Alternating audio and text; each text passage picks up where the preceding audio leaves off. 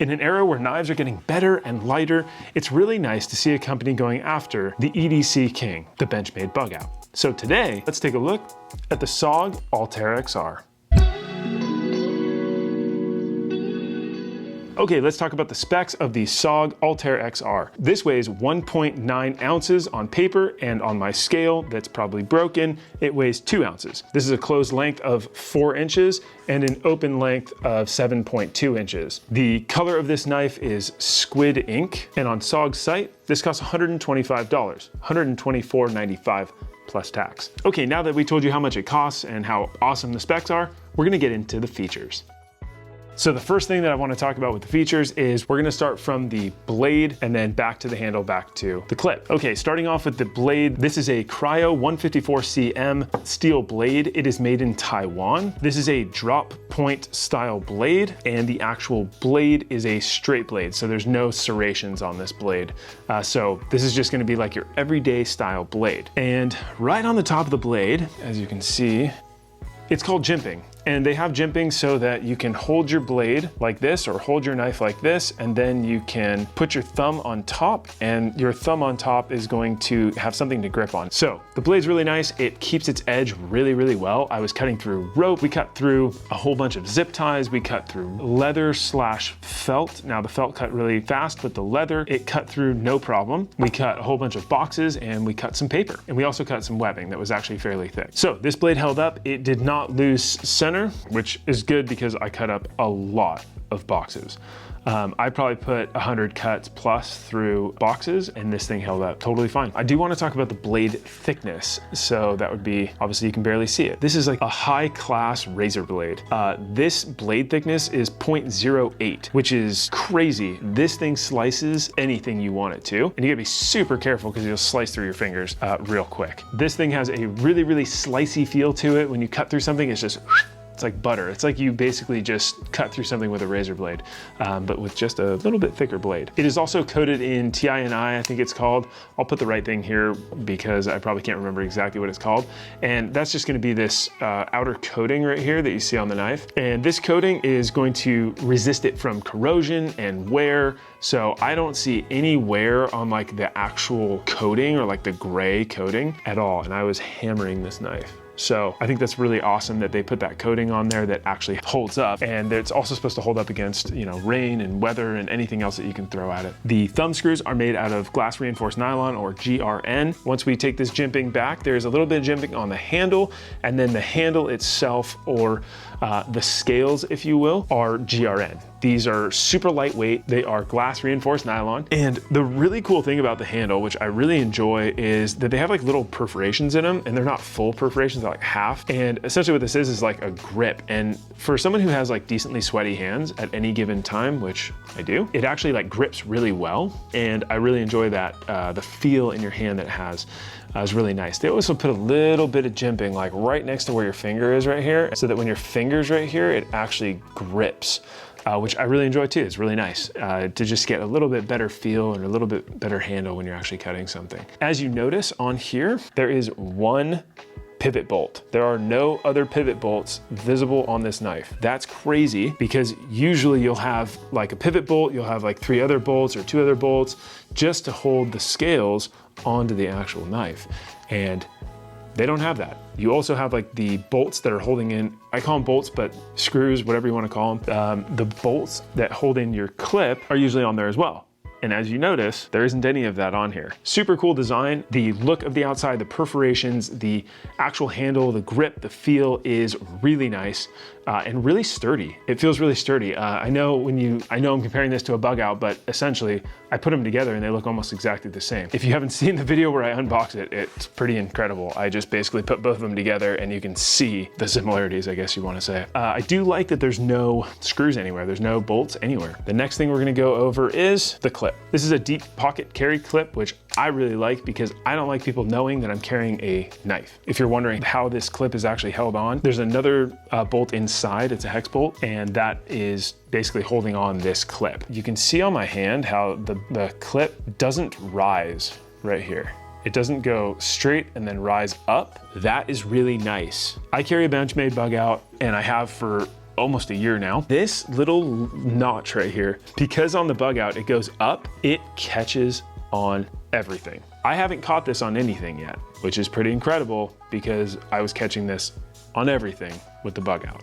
SOG, great job on the belt clip. Really like it. Really good hold. Has a lot of tension when it's in your pocket, which is really nice. And it's not just gonna fall out of your pocket. The last thing about the belt clip is that you can take this light blue section, you can take it fully out. So I'll never put this in because I don't like wearing a lanyard, but this is the section that kind of slides back into here like this. And now you have a little lanyard loop that hangs out. The detent on the handle / lock is really good, which brings me to my next point, and that's the XR lock. So glad you asked. So the locking mechanism on this is an XR lock.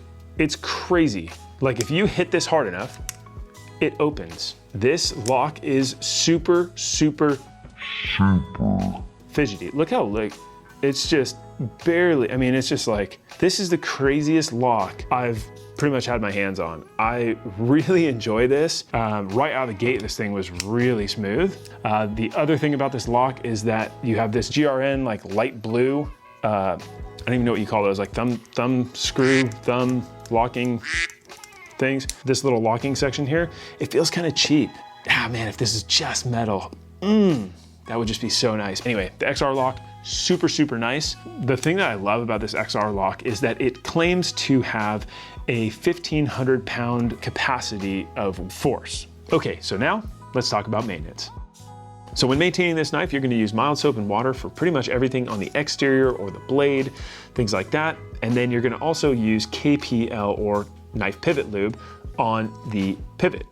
And it doesn't have to be knife pivot lube. I'm just gonna put a link in the description below for knife pivot lube. That's because that's what I use. And so you guys are basically gonna get exactly what I use, and that's what I use. So you're gonna need the mild soap and water, your KPL, and you're also gonna need a Torx bit because you can see right here, that pivot joint is a Torx bolt.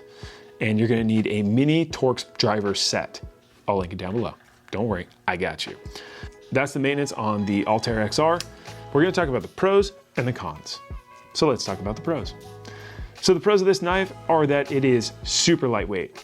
I love lightweight knives because I don't like carrying a knife. I always use a knife and I always have a knife on me now. I don't even wanna know that it's there, but I also don't want it to be so small that I can't really use it. Another pro of this is that the action is super smooth, really easy to open. It's not one of those like, I just can't get it open kind of knives. You know, if you have a kid or something like that, your kids are going to love this. Now I'm talking like 13-year-olds, I'm not talking about 6-year-olds. Okay, so the other pro that I have is that this is just a super sleek design. It's really easy to carry. It has nothing to catch on anything. It's very slim, it's very sleek.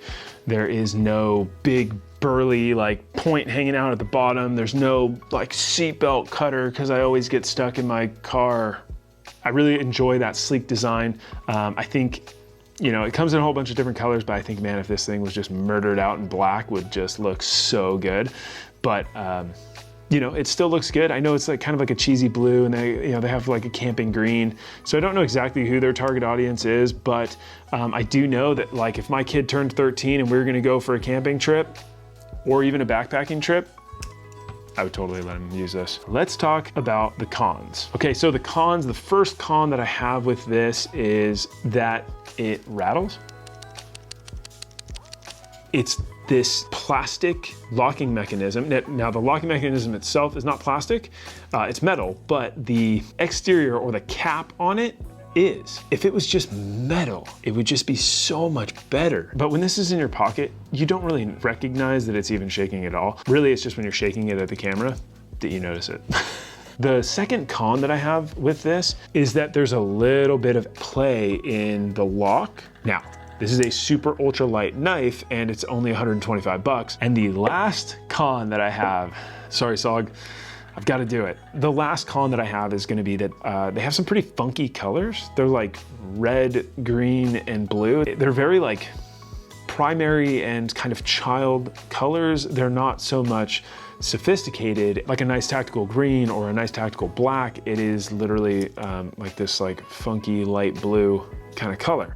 So that's really, I mean, those are cons, right? Those are barely cons, because the actual mechanics of this knife, how it operates, how it works, the feel in your hand, all of that is super good. I'm not trying to bash this knife, I'm just trying to put it up against some of the best knives in the world that are lightweight EDC knives. This, I think, is a contender. You black this thing out, and now you have a really nice contender. Okay, so what are my final thoughts on the SOG Altair XR? They're pretty good. So the final thoughts on the SOG Altair XR. My final thoughts on this knife are that this is the perfect knife for the guy that doesn't really carry a knife too often, but really wants to get into or have like an introductory to EDC. This would be your knife.